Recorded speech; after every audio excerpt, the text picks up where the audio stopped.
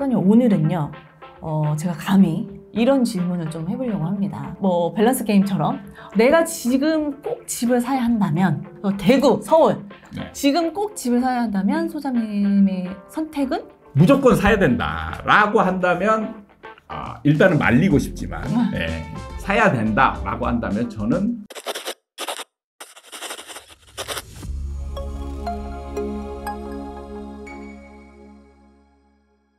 반갑습니다. 아파트 사이클 연구소 소장 이현철입니다. 배짱입니다. 반갑습니다. 네. 네. 소장님, 오늘은요, 제가 감히 이런 질문을 좀 해보려고 합니다. 네. 많은 사람들의 좀 상황이 있을 거 아니에요. 네. 이 부동산 시장을 이제 눈여겨보시는 분들 중에서. 소장님의 저희 채널을 구독하시는 여러분들이나 많은 분들이 지금은 집을 살 때가 아니다. 이런 의견에 또 많이 동의를 하시고, 소장님의 의견에 또 맞는 말이다. 얘기를 하시는 분들도 계실 것 같은데, 네. 이런 분들도 계실 것 같아요. 그건 알겠는데 나는 지금 부득이하게 네. 꼭 집을 사야 하는 사람이다. 네. 어쩔 수 없이 사야 된다. 네. 그랬을 경우에 소장님의 의견이 궁금하다. 괜찮습니까? 이런 질문을 하려고 합니다. 네, 네, 네. 어쩔 수 없이 나는 지금 꼭 집을 사야 되는데 네. 그럼 난 어떤 집을 샀으면 좋을까요? 약간 네. 이런 질문을 해보려고 해요. 네, 네. 그래서 뭐 밸런스 게임처럼 내가 지금 꼭 집을 사야 한다면 서울을 사야 할까? 네. 아니면 뭐 서울이 아니라면 지방? 네. 지방에서도 좀 큰 도시, 대구로 해볼까요? 대구, 서울. 네. 지금 꼭 집을 사야 한다면 소장님의 선택은? 네. 하셔야 돼요. 이미 들어갔으니까 네. 생각해 보시고. 일단 지금 집을 꼭 사야 된다라면 어쩔 수 없이 사야 돼요. 냉정하게 본다면 질문 자체가 약간 잘못됐어요. 잘못돼도 대답해 주세요. 네. 왜냐하면 지금 꼭 집을 사야 된다라는 전제를 깔면 일종의 뭐 실거주 개념이 들어가는 거잖아요. 네. 근데 실거주를 서울과 대구를 본다. 그냥 말이 해주세요. 안 되는 거죠. 네. 이거는 이제 일종의 투자 개념이라고 볼 수 있는 네. 거죠. 그러면은 꼭 사야만 된다. 이거는 자기 합리화인 거고 사고 싶다 이거죠. 꼭 지금 사고 싶다. 네. 네. 그러니까 굳이 지금 투자를 한다면 어느 쪽 지역으로 따졌을 때 어느 쪽이 낫냐 이걸 물어보는 방향을 거잖아요. 좀 잡아달라. 네. 뭐 요즘 이제 양극화 얘기가 많이 나오죠. 양극화를 따른다면 서울 쪽이 낫지 않나. 그쵸. 이렇게 이제 대부분 다 말씀하실 거예요. 네. 저 같은 경우는 다릅니다. 다르다. 저는 무조건 지금 그냥 무조건 사야 된다라고 한다면 일단은 말리고 싶지만 사야 된다라고 한다면 저는 서울보다 대구다. 서울보다 대구다. 네. 서울인데 대구다.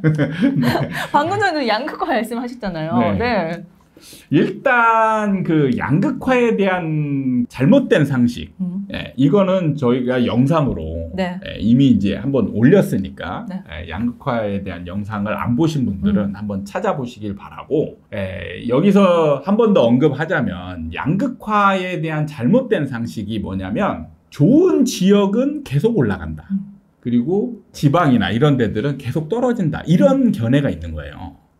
근데 그거는 완전히 잘못된 거라는 거죠. 시장은 같이 움직이는 거예요. 시장은 다시 이제 지역은 구분해서, 그러니까 서울 수도권은 같이 움직이는 지역이고 각 지방의 대도시들은 따로따로 움직이는 시장이고, 그 속에서 예를 들면 서울의 강남 얘기 많이 하잖아요. 서울이 떨어지면 강남도 다 떨어집니다. 그거는 다 증명이 된 거예요. 그냥 약간의 시간차만 존재할 뿐이지 다 떨어진다. 그래서 떨어지는 시점에 양극화라고 해서 좋은 지역을 잡으면 훨씬 더 많은 손해를 입을 수 있다. 왜냐하면 더 늦게 떨어지니까. 안 떨어질 것 같이 생각하다가 그 지역 떨어지면 나중에 떨어졌을 때 떨어지는 폭은 똑같다. 저번에 영상 찍었던 듯이 거의 40% 정도 떨어지니까 지금 늦게 떨어진 거는 나중에 한꺼번에 떨어진다. 이렇게 보시면 되는 거예요. 그래서 그러면 뭘 기준으로 보느냐? 저는 항상 사이클로 봅니다. 사이클이라는 게 순환하는 거죠. 시간이나 어떤 원인들이 순환하기 때문에 가장 간단하게 볼 거는 뭐냐면 먼저 떨어진 데가 먼저 오른다. 시간적으로 먼저 떨어진 데가 먼저 오른다. 먼저 떨어진 데가 먼저 오르는 게 대구가 서울보다 먼저 떨어졌어요. 맞아요. 네. 네, 대구는 한 2020년부터 이제 하락장으로 넘어갔고, 그 다음에 서울 같은 경우는 2022년부터 이제 떨어지기 시작했죠. 그러니까 적어도 2년 정도, 2년 정도 대구가 앞서서 떨어지기 시작했기 때문에 오르는 시간도 대구가 더 빠르다. 근데 이 사이클이 다르다고 하셨잖아요. 네. 지역마다. 그럼 사이클의 뭐 길이나 이런 것도 뭐 지역마다 그럼 다르게 생각을 하는 사이클의 길이는 어느 정도 차이가 있죠. 그러니까 에너지라고, 에너지라고 이제 시장의 에너지라고 표현하는데, 곧, 인구수가 시장의 에너지로 이제 보면 돼요. 네. 에너지로 봤을 때 서울 수도권은, 약 2,500만이에요. 그리고 대구 같은 경우는 약 200만 좀 넘죠. 그러니까 거의 10배 정도 차이가 나기 때문에 에너지의 크기가 서울 수도권이 훨씬 크다. 네. 대신에 에너지가 크기 때문에 올라갈 때에 올라가는 기간도 좀 더 길지만 떨어지는 기간도 길다라는 거예요. 그리고 에너지가 좀 작은 데들은 빨리 달아오르고 빨리 꺼지고.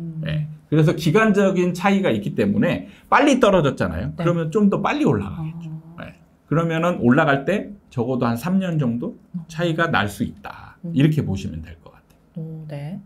그 에너지를 말씀해 주신 게 그 에너지가 인구수에 좀 비례한다 말씀을 해주셨잖아요. 네. 근데 이게 인구 감소도 좀 요즘에는 많이 나오는 이슈잖아요. 네. 인구 감소를 하면 지방이 소멸될 거다. 이게 사이클을 좀 이기지 않을까. 이런 네. 얘기도 많이 할 것 같은데 이거는 네. 어떻게 보세요, 선생님? 그거는 너무 일반화시키는 거예요. 작은 걸 가지고. 네. 그러니까 뭐냐면, 자, 구체적으로 지금 우리가 서울과 대구를 보고 있잖아요.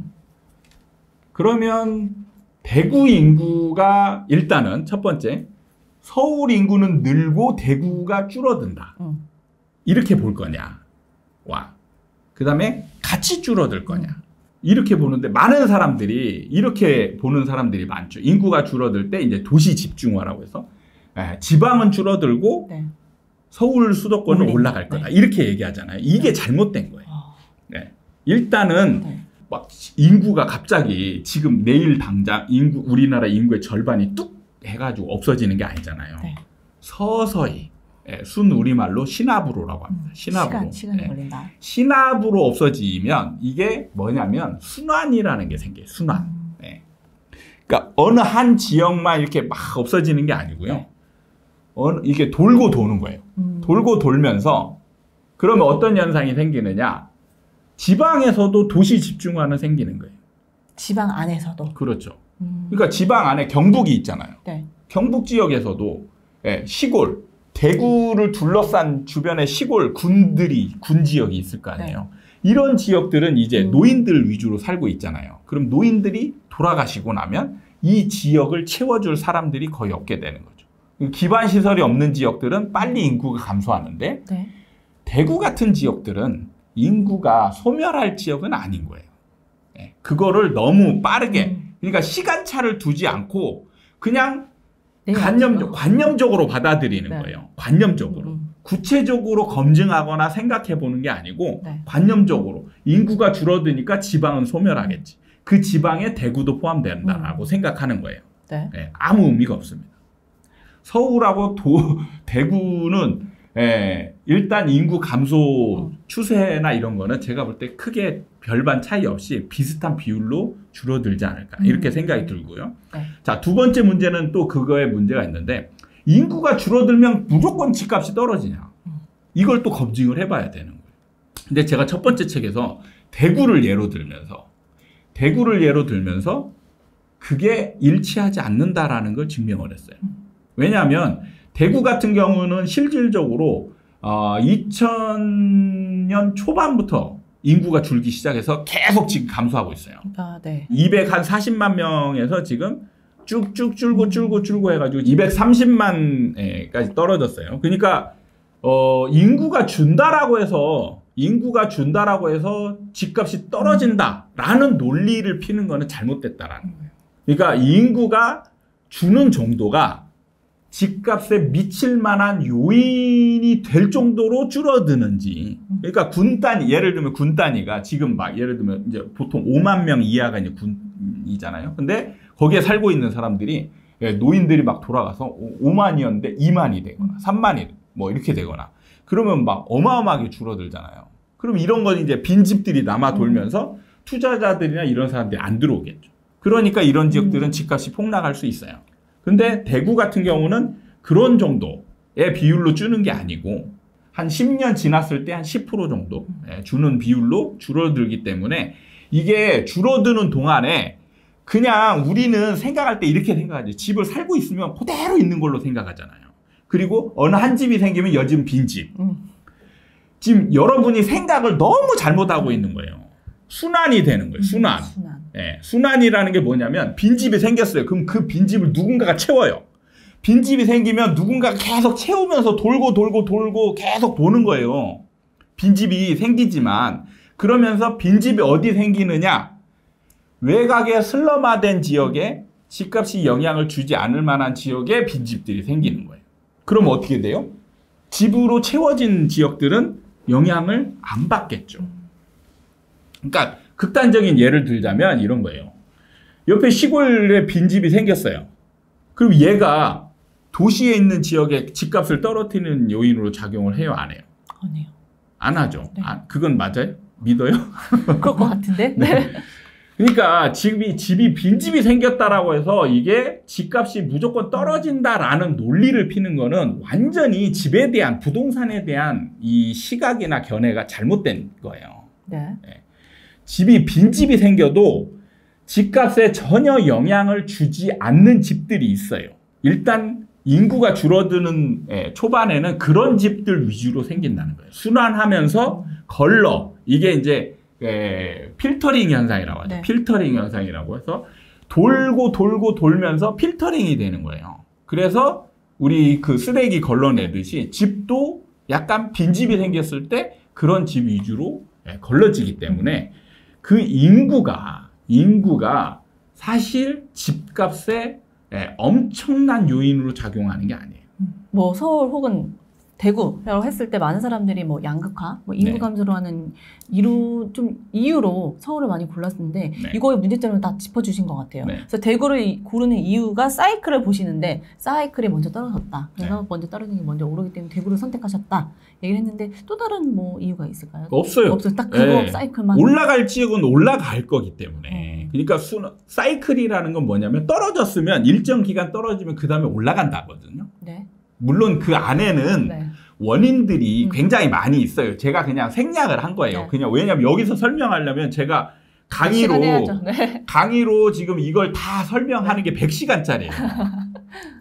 원리를 설명하는 게 이론으로. 근데 이걸 유튜브로 100시간을 제가 설명할 수 없잖아요. 네. 그러니까 여기서 가장 간단한 요인으로 설명했을 때 일정 시간이 지나면 이런 요인들이 작용을 해요. 작용을 해서 올라가게 돼 있어요. 다시 올라가요. 아, 근데 지금 대구에 있는 분들은 소장의 의견이 진짜 와닿지 않을 것 같아요. 진짜 2020년부터 지금 계속 떨어져 있고, 뭐, 미분양의 무덤이다, 뭐 가격이 뭐 떨어지고 있고, 뭐, 대구의 강남도 흔들린다, 뭐, 이런 글들이 나오는 것 같은데, 네. 진짜 오를까, 정말. 그런 게, 그렇게 사람들 심리가 변한다는 게 딱 그런 상황이 서울 수도권에도 있었어요. 네. 예를 들면, 트리마제 아시죠? 네. 트리마제도 미분양이 났어요. 그 트리마제 맞습니까? 네.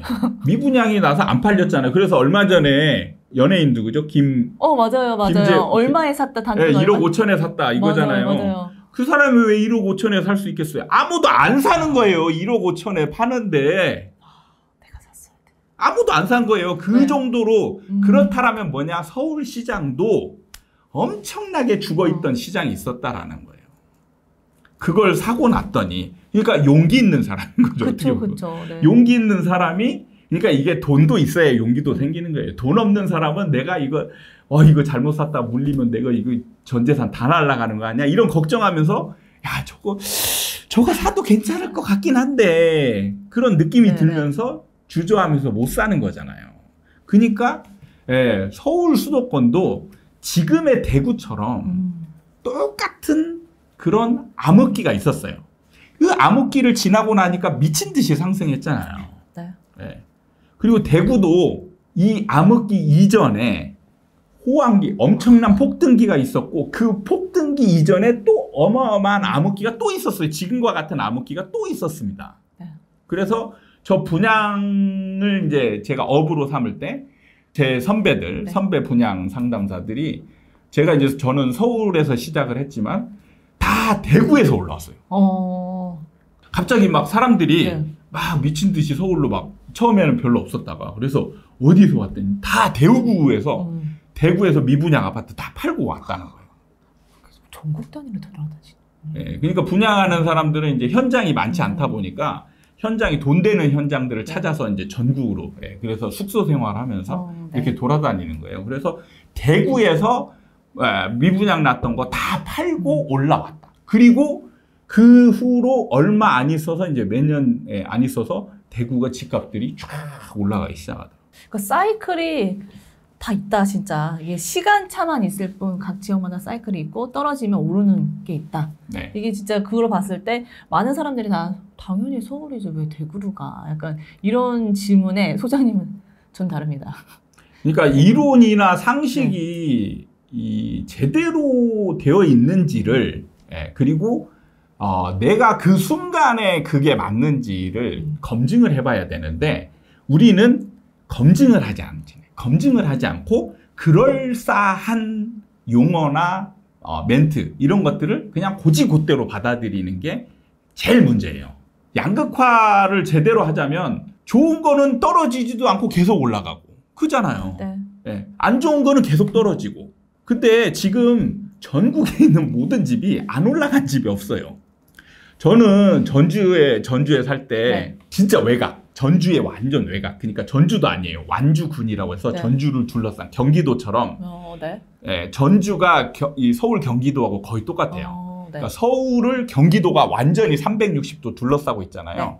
전주도 완주군이 둘러싸고 360도 둘러싸고 있어요. 네. 그래서 제가 이제 살았던 데가 그 삼내라는 지역에 그러니까 리예요. 후정리.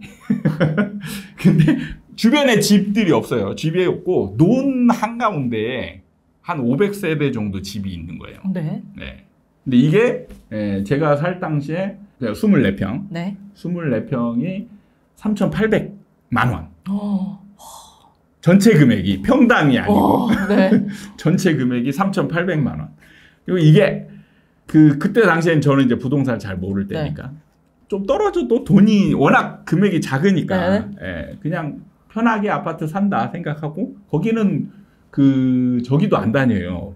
버스 이런 것도 안 다니고 내 차 없으면 다니기도 힘든데. 네.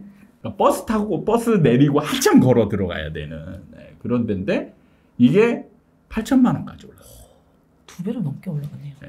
그리고 제가 중간에 이제 팔고 나왔는데 저는 6천에 팔았어요.